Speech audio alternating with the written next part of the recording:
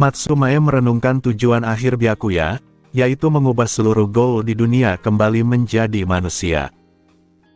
Ia sendiri tidak pernah terlalu memikirkan identitasnya sebagai ghoul, karena baginya itu tidak membawa keuntungan atau kerugian berarti. Namun sekarang posisinya berbeda. Ia bukan lagi pelayan keluarga Tsukiyama, melainkan pengikut Byakuya, sehingga ia siap menerima apapun keputusan tuannya, termasuk menjadi manusia. Kurona dan Nashiro sangat menginginkan perubahan tersebut, karena tanpa itu mereka bahkan tidak bisa makan bersama secara normal dengan Byakuya. Berbeda dengan mereka, Karen menunjukkan ekspresi bimbang. Ambisi terbesarnya adalah menghidupkan kembali keluarga Rossewal. Jika ia menjadi manusia dan kehilangan kekuatan ghoul, maka impian itu tidak akan pernah tercapai. Byakuya menyadari kegelisahan Karen dan langsung menyinggung latar belakangnya sebagai satu-satunya penyintas keluarga tertentu di Jerman. Karen terkejut karena ia tidak pernah menceritakan hal itu kepada siapapun selain kepala keluarga Tsukiyama. Byakuya menjelaskan bahwa ia mengetahui semua itu melalui jaringan informasinya, bahkan termasuk fakta bahwa Wasumatsuri memimpin operasi CCG Jerman dalam memusnahkan keluarganya. Setelah memastikan kesetiaan Karen, Byakuya memintanya mengungkapkan kekhawatirannya. Karen mengakui bahwa ia ingin memulihkan keluarganya, tetapi takut kehilangan kekuatan jika menjadi manusia. Byakuya menganggap itu bukan masalah besar dan menyatakan bahwa ia memiliki kekuatan yang cukup untuk membantunya, bahkan jika Karen kehilangan kemampuannya sebagai ghoul. Karen merasa terharu dan bersemangat karena ia telah menyaksikan sendiri kekuatan Byakuya. Namun Byakuya kemudian mempertanyakan bagaimana Karen akan memulihkan keluarganya jika ia adalah satu-satunya yang tersisa. Pertanyaan itu membuat Karen tersadar bahwa sebuah keluarga tidak bisa dibangun oleh satu orang saja. Satu-satunya cara adalah melalui pernikahan dan memiliki anak untuk melanjutkan garis keturunan. Kesadaran tersebut membuat Karen sangat malu hingga wajahnya memerah. Saat Byakuya bertanya, ia dengan susah payah menjelaskan bahwa cara untuk melanjutkan keluarga adalah melalui pernikahan dan memiliki anak. Byakuya menganggap rencana itu masuk akal dan menyatakan akan membantunya ketika saatnya tiba, karena ia adalah bagian dari organisasinya. Ucapan itu membuat Karen semakin tersipu, sementara Byakuya kebingungan melihat reaksinya. Ia tidak merasa mengatakan sesuatu yang aneh. Rize, yang duduk di sampingnya, langsung memahami kesalahpahaman tersebut. Ia mendekat dan berbisik bahwa Karen mengira bantuan yang dimaksud Byakuya adalah membantu membuat anak.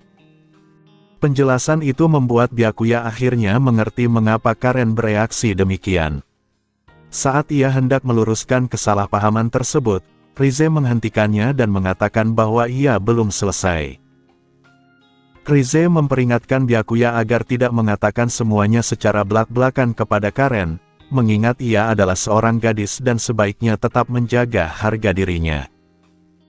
Ia tidak memiliki niat buruk terhadap Karen, tetapi ia khawatir sikap terus terang Byakuya akan menimbulkan situasi yang sangat memalukan.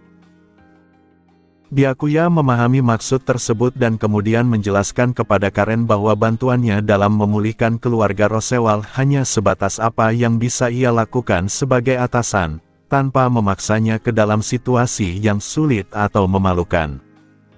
Ia merasa telah menyampaikan maksudnya dengan cukup halus. Karen terdiam sejenak sebelum akhirnya menyadari bahwa ia telah salah paham. Ia mengerti bahwa ia terlalu jauh berimajinasi dan menafsirkan maksud Byakuya secara keliru. Rasa malu langsung menyergapnya, membuatnya ingin menghilang dari situasi tersebut. Beruntung, Byakuya berbicara cukup samar sehingga Kurona dan Nashiro tidak memahami detail kesalahpahaman itu. Setelah itu, pembicaraan kembali ke topik utama. Byakuya menjelaskan bahwa ia sedang mempersiapkan rencana besar bernama Infinite Tsukuyomi. Prosesnya tidak akan berlangsung cepat, tetapi juga tidak akan terlalu lama. Selama itu, Ia meminta mereka menjalani hidup seperti biasa tanpa perlu mengkhawatirkan detail atau dirinya, karena baginya ini hanya soal menunggu waktu yang tepat. Rize menanggapi bahwa dengan kekuatan Byakuya saat ini, hampir tidak ada hal yang perlu dikhawatirkan.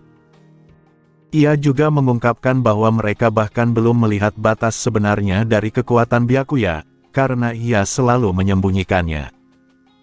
Rize teringat bagaimana dulu ia sempat berniat memanfaatkannya, dan kini menyadari betapa bodohnya keputusan tersebut. Namun justru dari pertemuan itulah ia terselamatkan dari kemungkinan nasib buruk di tangan Furuta. Kurona juga menambahkan bahwa bahkan sejak masa mereka di akademi, Byakuya sudah jauh melampaui mereka meskipun seharusnya berada di level yang sama sebagai pemula. Meskipun demikian, Nashiro mengingatkan bahwa mereka justru mendapatkan perlindungan dari Byakuya karena hal tersebut, sesuatu yang mungkin menyelamatkan mereka dari jalan gelap akibat manipulasi Kanou. Kurona pun mengakui bahwa rasa terima kasihnya kepada Byakuya jauh lebih besar daripada keluhannya. Pada akhirnya, Rize dan yang lainnya memahami peran mereka. Mereka tidak perlu melakukan hal luar biasa, cukup menjalani hidup dengan baik dan siap bertindak sebagai anggota Akatsuki ketika dibutuhkan. Cerita kemudian berpindah ke masa kini, ketika Byakuya tiba di cabang CCG Distrik ke-20. Hari itu adalah jadwal bagi Zero Squad untuk memimpin para trainee baru dalam latihan lapangan ke Distrik ke-24. Para anggota Zero Squad lainnya telah lebih dulu berkumpul, terdiri dari Hairu, Shio, Rikai, dan Yusa, dengan Byakuya sebagai kapten sementara. Shio menyambut Byakuya dengan penuh semangat, senang akhirnya bisa menjalankan misi bersama sebagai satu tim sejak Byakuya bergabung. Yusa mengamati bahwa Shio selalu bersemangat setiap kali bekerja dengan Byakuya. Rikai juga menyatakan bahwa ia menantikan kerja sama dengan Byakuya, sesuatu yang mengejutkan Yusa karena tampaknya ada perkembangan hubungan di antara mereka. Hairu dengan santai memanggil Byakuya sebagai senpai, dan menyinggung betapa cepatnya ia naik dari trainee menjadi kapten sementara. Byakuya sendiri tidak terlalu mempermasalahkan sebutan dan formalitas, berbeda dengan budaya CCG yang biasanya kaku dalam penggunaan gelar. Shio kemudian menyadari bahwa Hairu tampak semakin dekat dengan Byakuya, sesuatu yang berbeda dari sikapnya di awal yang cenderung dingin. Yusa pun mulai menyadari bahwa hampir semua anggota Zero Squad telah menjalin hubungan baik dengan Byakuya, sementara dirinya sendiri masih cukup kaku dan jarang berinteraksi. Menyadari hal itu, Yusa mencoba membuka percakapan dengan menyampaikan bahwa para trainee akan segera tiba sesuai jadwal. Byakuya mengangguk dan mengajak mereka menunggu dengan santai. Tidak lama kemudian, para trainee pun tiba sesuai perkiraan Yusa. Jumlah mereka sekitar selusin orang, termasuk Mutsuki Toru, Yonebayashi Saiko, Shirazu Ginshi, dan Uri Kuki. Uri Kuki memimpin kelompok trainee sebagai siswa paling menonjol dalam angkatannya. Prestasinya di akademi sangat luar biasa hingga ia lulus lebih cepat sebagai siswa kehormatan. Meskipun tidak secepat Byakuya dalam percepatan karir, ia tetap termasuk elit. Ia juga merupakan putra dari mantan investigator Special Class, Uri Mikyu, yang gugur sebagai korban pertama One Eye All di kalangan petinggi CCG. Penampilannya khas dengan mata tajam berbentuk segitiga dan dua tahi lalat di bawah mata kiri, mengenakan mantel terang, kemeja abu-abu, serta sarung tangan hitam. Di belakangnya berdiri Shirazu Ginshi, pemuda berambut kuning dengan penampilan kasar seperti berandalan, ditandai gigi bergerigi seperti hiu. Di sampingnya ada Yonebayashi Saiko, gadis bertubuh lembut dengan rambut biru panjang yang diikat dua. Terakhir adalah Mutsuki Toru, sosok bertubuh ramping dengan wajah halus dan kulit sedikit gelap, bergerak dengan sikap pemalu. Ia sebenarnya seorang perempuan yang hidup sebagai laki-laki akibat trauma masa kecil, sehingga cenderung menutup diri dan berada di barisan belakang. Para trainee lainnya juga tampak kaku dan tegang karena mereka akan dipimpin oleh Zero Squad, unit paling misterius dan kuat di CCG. Bagi mereka, sosok seperti Byakuya dan Arima bukan sekadar atasan, melainkan figur legendaris.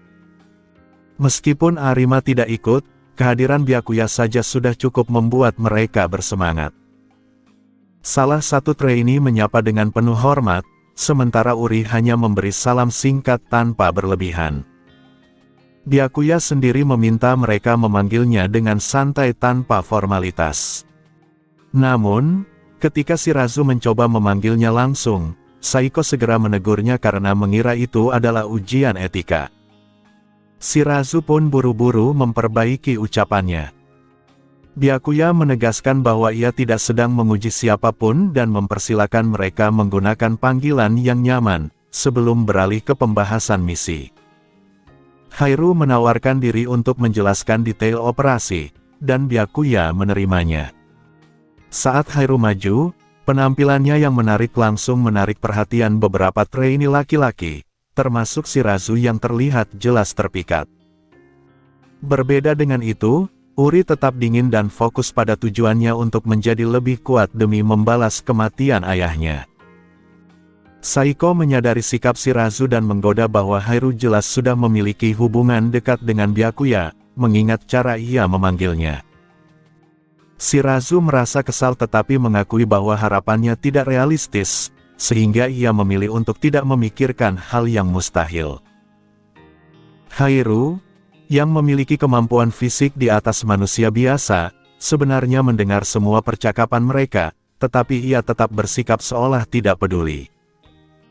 Ketika ia menegur secara halus, Shirazu langsung panik dan meminta maaf, takut meninggalkan kesan buruk.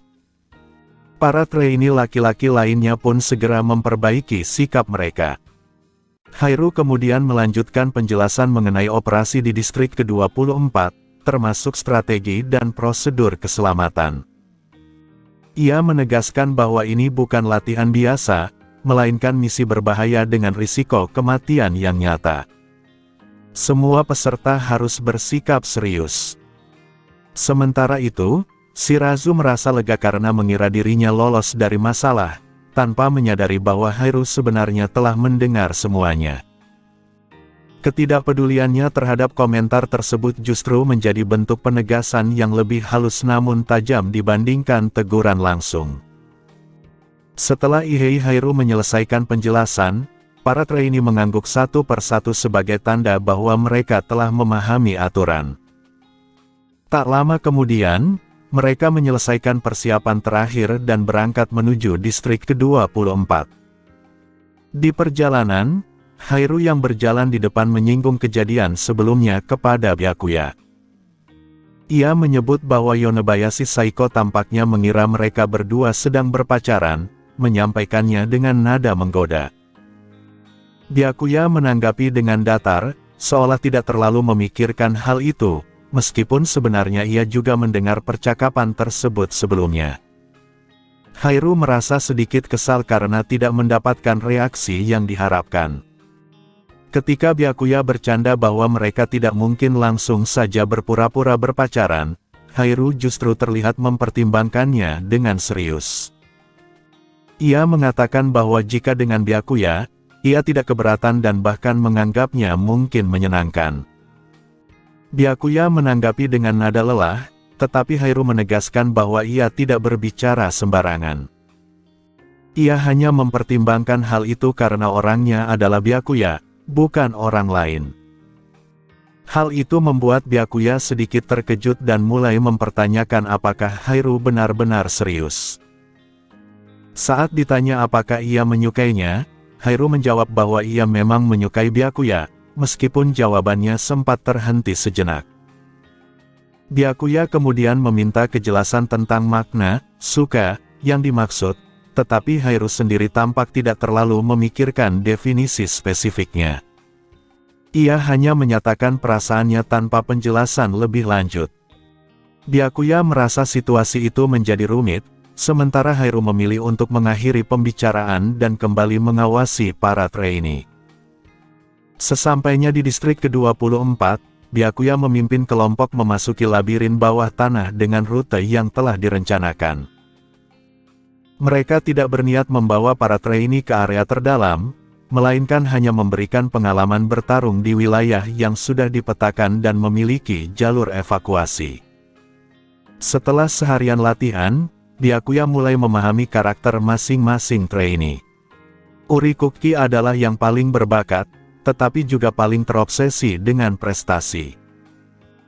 Ia selalu menjadi yang pertama maju saat menghadapi goal, menunjukkan kemampuan tinggi tetapi juga sikap impulsif yang berbahaya, meskipun ia hanya mengalami luka ringan. Shirazu Ginshi, meskipun berpenampilan kasar, ternyata rajin dan bekerja keras. Motivasinya jelas, yaitu mendapatkan uang untuk biaya pengobatan adiknya. Yonebayashi Saiko terlihat malas dan sering menghindari usaha ketika tidak diawasi. Sementara itu, Mutsuki Toru tampak sangat ketakutan hingga hampir tidak berpartisipasi, lebih sering bersembunyi di belakang yang lain. Sikapnya bahkan lebih bermasalah daripada Saiko, meskipun penyebabnya adalah trauma, bukan kemalasan. Keempatnya sesuai dengan kesan awal Byakuya, sementara trainee lainnya memiliki kemampuan yang bervariasi, dengan sebagian besar berada di bawah standar. Menjelang malam, mereka kembali ke cabang distrik ke-20 untuk mengakhiri kegiatan. Byakuya memberikan evaluasi singkat kepada para trainee. Ia memuji kemampuan Uri, tetapi mengkritik sifat impulsifnya dan menekankan pentingnya keselamatan. Uri menerima kritik tersebut tanpa keberatan. Shirazu, yang merasa kesal dengan sikap Uri sepanjang hari, diam-diam merasa puas melihatnya dikritik. Ia menilai Uri terlalu egois dan hanya mengejar prestasi pribadi. Byakuya kemudian menyoroti Mutsuki sebagai kebalikan dari Uri. Ia menilai Mutsuki terlalu berhati-hati dan perlu lebih berani, karena seorang investigator tidak bisa takut menghadapi goal. Ia sengaja hanya menggunakan dua contoh ekstrim tersebut tanpa memberikan evaluasi rinci kepada semua orang. Mendengar hal itu, Mutsuki langsung meminta maaf dan merendahkan dirinya sendiri, merasa tidak cocok menjadi investigator. Byakuya hanya bisa terdiam melihat reaksinya, menyadari bahwa Mutsuki kemungkinan akan menjadi anggota paling sulit untuk ditangani di antara mereka. Byakuya memberikan kata-kata penyemangat kepada Mutsuki, mengatakan bahwa manusia bisa berubah dan ia pun memiliki kesempatan yang sama. Sebagai atasan, ia tidak mungkin menyuruhnya menyerah begitu saja. Mutsuki menerima nasihat itu dengan pelan dan berjanji akan berusaha lebih keras ke depannya. Byakuya menyatakan kepercayaannya, lalu mengakhiri kegiatan hari itu dan menyuruh para trainee pulang untuk beristirahat. Setelah para trainee pergi, anggota Zero Squad juga bersiap pulang. Hairu dan yang lain menuju arah stasiun, sejalan dengan rute Byakuya. Dalam perjalanan, Hairu tiba-tiba menanyakan siapa di antara para trainee yang menurut Byakuya memiliki potensi terbesar. Byakuya menjawab bahwa menurutnya Urikuki dan Mutsuki Toru sama-sama memiliki potensi besar. Ia menyampaikan pendapat itu berdasarkan pengetahuannya, bahwa keduanya memiliki kemampuan untuk berkembang jauh melampaui yang lain. Hairu merasa heran, terutama terhadap Mutsuki yang performanya terlihat buruk hari itu, bahkan nyaris tidak layak disebut investigator. Ia sempat bercanda bahwa mungkin Byakuya bias karena Mutsuki adalah perempuan. Byakuya justru terkejut karena Hairu menyadari bahwa Mutsuki adalah perempuan. Hairu menjelaskan bahwa ia sudah mencurigainya sejak awal dan memastikan melalui pengamatan. Byakuya menolak anggapan bahwa penilaiannya dipengaruhi hal itu, bahkan menyebut Saiko sebagai contoh lain jika alasannya hanya karena jenis kelamin. Pembicaraan kemudian kembali ke topik sebelumnya, yaitu usulan Hairu tentang hubungan mereka. Hairu menanyakan apakah Byakuya sudah memikirkannya. Byakuya justru membalik pertanyaan, menyinggung bahwa hubungan seperti itu melibatkan banyak hal. Ia lalu mencoba menguji Hairu dengan tindakan yang lebih intim, menyentuh dagunya dengan lembut untuk melihat reaksinya. Di luar dugaan, Hairu menerima tindakan itu tanpa penolakan dan mengatakan bahwa ia tidak keberatan jika itu Byakuya. Hal itu membuat Byakuya terdiam sejenak, tidak menyangka respons tersebut. Namun kemudian Hairu mengakui bahwa ia tetap merasa malu dan belum sepenuhnya siap, sehingga meminta waktu untuk mempersiapkan diri sebelum melanjutkan pembicaraan itu. Byakuya menyetujui dengan tenang. Keesokan harinya, Byakuya kembali memimpin para trainee dalam operasi di distrik ke-24, yang dikenal sebagai Wake Amole. Dalam operasi ini, Ghoul sering muncul tiba-tiba dari dinding Kagune di labirin bawah tanah, sehingga para investigator harus siap menghadapi serangan mendadak. Ketika sekelompok Ghoul muncul, anggota Zero Squad hanya mengawasi dari belakang, siap turun tangan jika situasi menjadi berbahaya. Mutsuki terlihat berusaha lebih keras dibanding sebelumnya. Ia menggunakan dua Queen-Kue tipe Bikaku dan mulai menghadapi musuh secara langsung. Meskipun masih tampak ragu, ia tidak lagi sepenuhnya lumpuh oleh ketakutan. Sebaliknya, Uri tetap bersikap sama seperti sebelumnya, langsung menyerang tanpa mempertimbangkan kerja sama tim. Ia lebih fokus pada pencapaian pribadi. Byakuya memperhatikan bahwa Mutsuki mulai kewalahan dan berpotensi berada dalam bahaya. Ia memberi isyarat kepada Hairu untuk bersiap. Hairu segera mengaktifkan Queen-Kue miliknya, senjata tipe Ukaku tingkat tinggi, dan bersiap menyerang kapan saja diperlukan. Saat salah satu Ghoul hampir menyerang Mutsuki, Hairu melepaskan serangan energi yang langsung menghancurkan musuh tersebut. Kekuatan serangan itu membuat Mutsuki terkejut sekaligus lega. Ia segera berterima kasih kepada Hairu dengan penuh hormat, yang dibalas dengan sikap santai. Sisa Ghoul berhasil dikalahkan oleh para trainee lainnya. Byakuya kemudian memuji Mutsuki karena berhasil menghadapi musuh secara langsung hari itu, yang membuatnya merasa senang dan lebih percaya diri. Namun, Byakuya juga menegur Saiko, mengungkap bahwa ia menyadari sikap malasnya sejak hari sebelumnya. Saiko terkejut karena mengira ia berhasil menyembunyikan kemalasannya dengan cukup baik, tidak menyangka bahwa Byakuya bisa melihatnya dengan mudah. Hari kedua operasi, Wake Amole, atau pukul tikus, berakhir dengan lancar. Beberapa trainee hanya mengalami luka ringan di permukaan, tanpa cedera serius ataupun korban jiwa, hasil yang sangat baik untuk misi berisiko seperti itu. Dari 3 hari masa pelatihan, hanya tersisa 1 hari lagi. Selama mereka menyelesaikannya tanpa kesalahan fatal, para trainee yang bertahan hampir pasti akan lulus. Pada hari terakhir, seluruh kelompok tetap utuh. Dengan Byakuya yang mengawasi, kemungkinan terjadinya insiden besar nyaris tidak ada. Setelah menyelesaikan evaluasi kinerja setiap trainee dan menyerahkannya ke markas, seluruh angkatan resmi menyelesaikan pelatihan mereka. Hasilnya, Urikuki diangkat sebagai investigator rank 2, sementara Shirazu Ginshi, Yonebayashi Saiko, dan Mutsuki Toru masing-masing menjadi investigator rank 3. Perbedaan peringkat awal tersebut bukan karena performa selama misi, melainkan latar belakang mereka.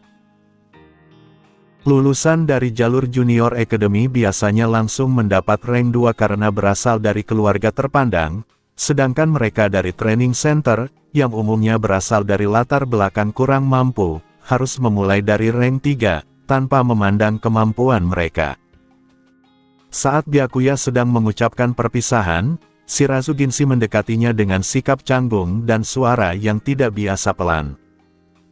Ia menanyakan tentang rumor program eksperimen dengan bayaran tinggi yang sedang direkrut oleh CCG. Ia tertarik untuk mendaftar karena kebutuhan finansialnya. Byakuya menjelaskan bahwa itu adalah operasi kuing dan menilai bahwa itu merupakan kesempatan yang baik.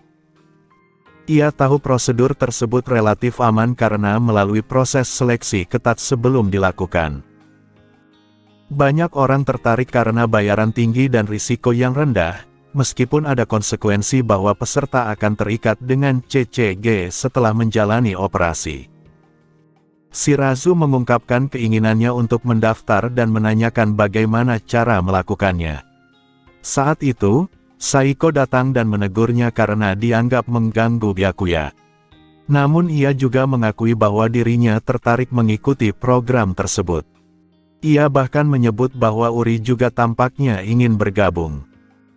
Shirazu langsung menunjukkan ketidaksenangannya terhadap kemungkinan bekerja bersama Uri, karena ia menganggapnya egois dan sulit diajak bekerja sama. Uri muncul dan menanggapi dengan dingin, menunjukkan bahwa perasaan mereka saling tidak cocok. Di tengah percakapan itu, Mutsuki dengan ragu mengangkat tangan dan menyatakan bahwa ia juga ingin mendaftar.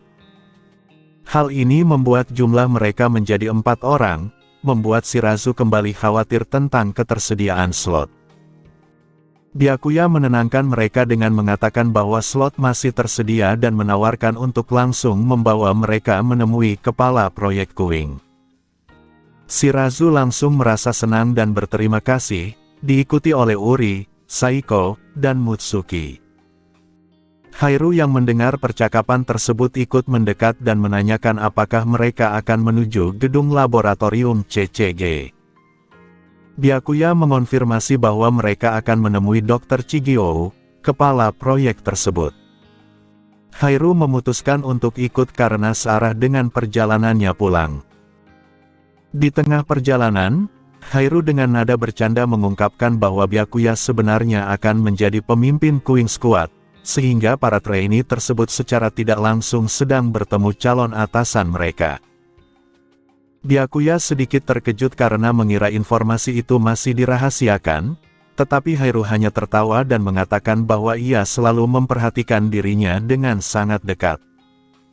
Mendengar ucapan akrab Hairu kepada Byakuya secara langsung, Saiko dan Shirazu semakin yakin bahwa hubungan keduanya tidak biasa. Selain itu, mereka juga baru saja mengetahui hal penting, Byakuya akan menjadi pemimpin Kuing Squad. Hal ini membuat Saiko langsung memastikan kebenarannya, diikuti oleh perhatian Uri, Shirazu, dan Mutsuki yang ikut terkejut. Hairu mengonfirmasi bahwa Kuing Squad memang berada di bawah komando Byakuya, membuat keempatnya semakin terkejut, sementara Byakuya hanya menanggapinya dengan senyum tenang. Mereka kemudian tiba di gedung laboratorium CCG di distrik pertama dan bertemu dengan Dr. Chigio Koitsu. Ia memberikan formulir pendaftaran kepada keempat calon dan meminta mereka memastikan keputusan mereka, mengingat adanya efek samping serta bahaya yang akan mereka hadapi setelah menjadi bagian dari Kuing Squad, termasuk menghadapi organisasi Aogiri Tree dan sosok Kwan Aeol. Uri menyatakan tekadnya tanpa ragu, karena ia menginginkan kekuatan untuk membalas kematian ayahnya dan mencapai posisi tinggi di CCG. Shirazu juga tidak ragu, didorong oleh kebutuhan uang untuk pengobatan adiknya. Saiko mengaku telah mendapat izin dari ibunya dan termotivasi oleh kondisi ekonomi keluarganya. Sementara itu, Mutsuki dengan suara pelan tetapi tegas menyatakan keinginannya untuk menjadi lebih kuat dan tidak lagi menjadi pengecut. Setelah itu, mereka menjalani tes kecocokan. Hasilnya mengejutkan karena keempatnya lulus, padahal sebelumnya tidak ada kandidat yang berhasil melewati tahap ini. Shirazu sangat gembira, bahkan Uri menunjukkan sedikit senyum. Chigio memuji Byakuya atas pilihannya, tetapi Byakuya menjelaskan bahwa mereka sendirilah yang datang kepadanya. Operasi kemudian dilakukan segera sesuai urutan pendaftaran. Prosesnya berjalan lancar berkat data eksperimen dari laboratorium Kannou yang telah disita oleh CCG serta kemampuan Chigio sendiri. Setelah operasi selesai, Chigio melaporkan hasilnya kepada Byakuya. Saiko memiliki tingkat kecocokan tertinggi, sementara Uri dan Shirazu juga menunjukkan hasil yang sangat baik. Namun, Mutsuki memiliki jumlah sel RC yang sangat rendah, bahkan tidak mampu memunculkan Kagune, membuatnya hampir seperti manusia biasa dengan satu-satunya perubahan adalah Kakugan yang selalu aktif. Setelah keluar dari ruang operasi, Uri dan Shirazu merasakan peningkatan kekuatan yang jelas. Saiko dengan percaya diri menyebut dirinya jenius karena hasilnya yang tinggi. Sebaliknya, Mutsuki tampak gelisah karena tidak merasakan perubahan apapun. Saat diperhatikan, Kakugannya tidak bisa dimatikan, dan ia tidak tahu bagaimana mengendalikannya. Chigyo menjelaskan bahwa hal itu disebabkan oleh jumlah sel RC yang rendah dan kurangnya kendali, sehingga untuk sementara ia harus menutupinya dengan penutup mata sambil menunggu penanganan lebih lanjut. Mutsuki menerima keadaan itu dengan kecewa. Namun, Byakuya mengetahui bahwa kondisi sebenarnya jauh lebih kompleks, kemungkinan berkaitan dengan kondisi mental Mutsuki yang terpecah akibat trauma masa lalu, yang bisa memicu kekuatan besar jika sisi lain dirinya muncul. Setelah itu, Chigyo secara resmi menetapkan keempatnya sebagai anggota Queen Squad dan menyuruh mereka beristirahat sebelum melapor ke markas keesokan harinya. Byakuya menerima notifikasi bahwa ia berhasil membentuk Queen Squad. Hairu menyebut hasil ini sangat baik karena semua berhasil lolos. Byakuya menambahkan bahwa dengan bertambahnya anggota, Kurona dan Nashiro tidak akan merasa kesepian lagi. Hairu mengenali nama mereka sebagai si kembar dan menyadari bahwa Byakuya memanggil mereka dengan nama depan, menandakan kedekatan.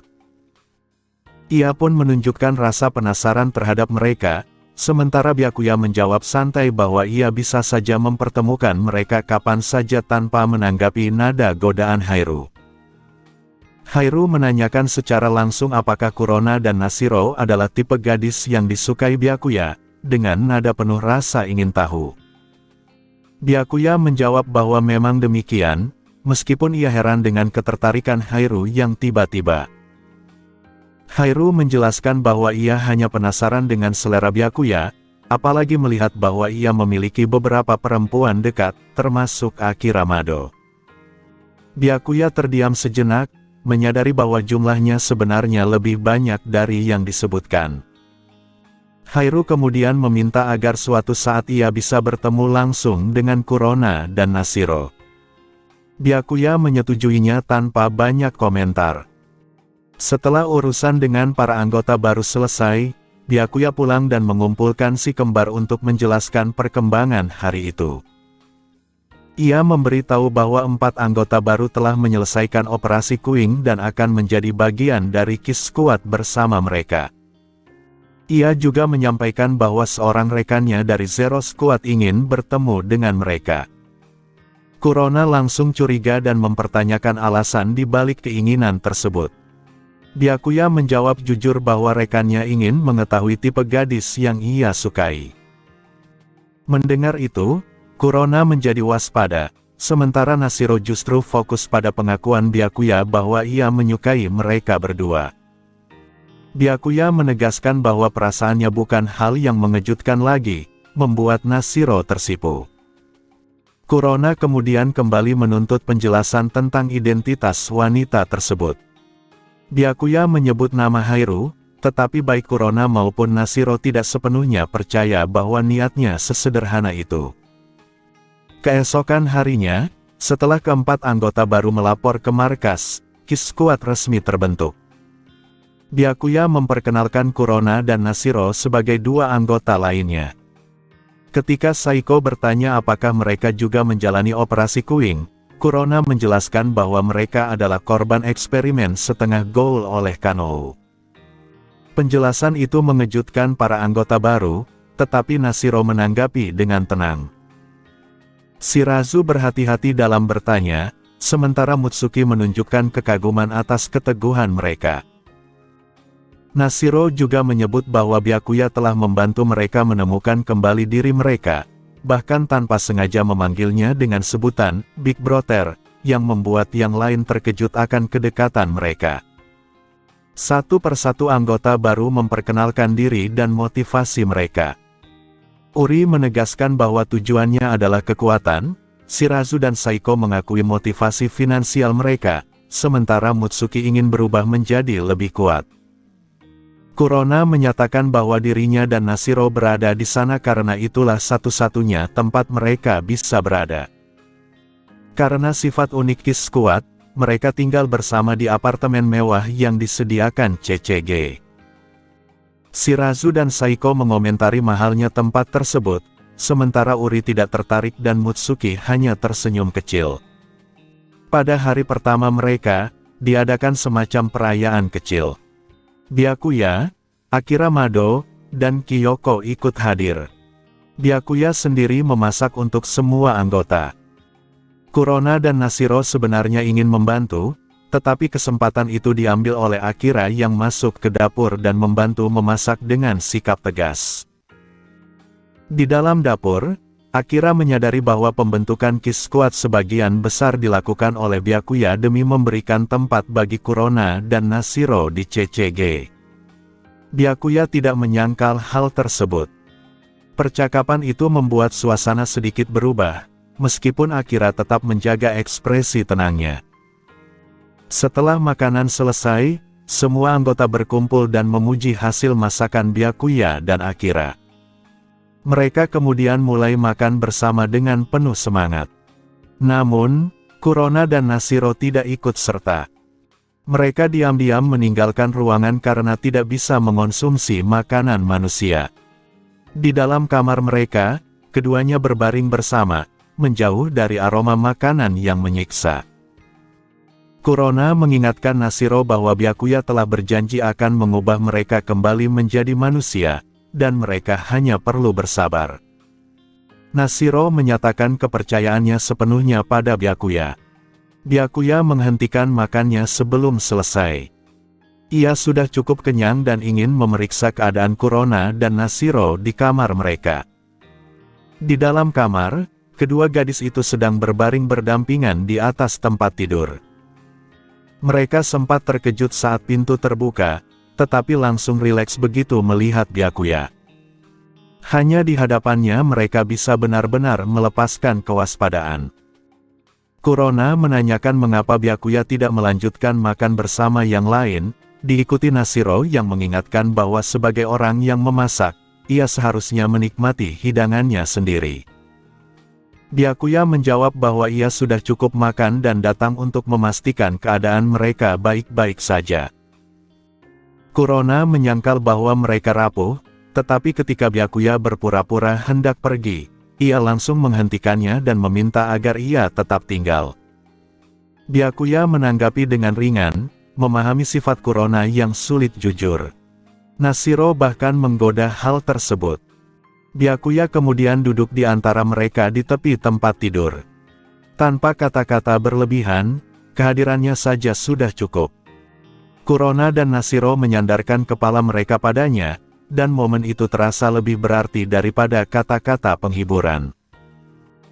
Melihat mereka, Byakuya teringat bagaimana seseorang di masa lain mampu menjalani kehidupan serupa dengan keteguhan luar biasa, tetap memasak dan duduk bersama orang lain meskipun tidak bisa ikut makan. Ia memahami bahwa kondisi setengah gaul membuat seseorang tetap membutuhkan daging untuk bertahan hidup, karena kadar RC mereka tidak bisa diturunkan menjadi seperti manusia normal. Kurona kemudian mengusulkan agar kedepannya mereka tetap duduk bersama di meja makan meskipun tidak makan, daripada bersembunyi di kamar. Nashiro setuju, merasa bahwa menghindar justru terasa canggung. Namun Byakuya menegaskan bahwa mereka tidak perlu memaksakan diri melakukan sesuatu yang membuat mereka tidak nyaman. Ia menekankan bahwa orang lain sudah memahami kondisi mereka, dan jika ada yang tidak bisa menerima, itu bukan sesuatu yang perlu dipedulikan. Keduanya akhirnya sepakat untuk menyesuaikan diri dengan situasi tanpa memaksakan diri. Nashiro juga menyebut bahwa aroma makanan mulai terasa lebih mudah ditoleransi seiring waktu. Beberapa saat kemudian, mereka keluar kembali ke ruang utama setelah makan hampir selesai. Anggota lain memahami sepenuhnya ketidakhadiran mereka, mengetahui kondisi yang dialami oleh Kurona dan Nashiro. Karena belum ada misi yang dijadwalkan, para anggota Queen Squad kemudian berpencar setelah membersihkan tempat makan. Uri memilih kembali ke kamarnya untuk mempelajari data Gold. Saiko menghabiskan waktu dengan tidur dan bermain game, sementara Shirazu dan Mutsuki hanya menjalani waktu tanpa kegiatan khusus. Malam harinya, Byakuya membawa Kurona dan Nashiro kembali ke rumahnya sendiri. Saat ia duduk di sofa menonton televisi, Rize duduk di sampingnya dan menanyakan tentang Furuta yang bersekolah di universitas kami. Ia penasaran bagaimana seseorang seperti Furuta bisa masuk ke sana. Byakuya menjelaskan bahwa hal itu mudah bagi keluarga Wasu yang memiliki pengaruh besar, bahkan tanpa perlu cara khusus. Rize pun kehilangan minat pada jalur tersebut, tetapi kemudian mengungkapkan keinginannya untuk mencoba kehidupan sekolah. Ia merasa bosan di rumah dan menyadari bahwa ia belum pernah merasakan pengalaman bersekolah. Byakuya mengatakan bahwa itu bukan hal sulit. Ia bisa membawanya ke kampus kapan saja, bahkan tanpa harus terdaftar secara resmi. Namun untuk pendaftaran formal seperti Furuta, ia harus menunggu sampai urusan dengan keluarga Wasu selesai. Rize kemudian meminta agar ia diajak ke kampus keesokan harinya untuk merasakan pengalaman yang lebih nyata, bukan sekadar berjalan-jalan seperti sebelumnya. Byakuya menyetujui permintaan tersebut, mengingat ia juga tidak memiliki banyak pekerjaan mendesak selain mengawasi para anggota Queen, sesuatu yang tidak memerlukan pengawasan terus-menerus. Di distrik ke-20, universitas kami, Byakuya kembali ke kampus setelah lama absen, kali ini bersama Rize Kamishiro. Meskipun ia telah menjadi investigator elit terkenal di CCG, ia tetap tidak terlalu dikenal oleh masyarakat umum. Saat mereka berjalan di area kampus, penampilan mereka menarik perhatian, tetapi tidak menimbulkan kehebohan besar. Namun di kalangan mahasiswa, nama Byakuya memiliki bobot tersendiri.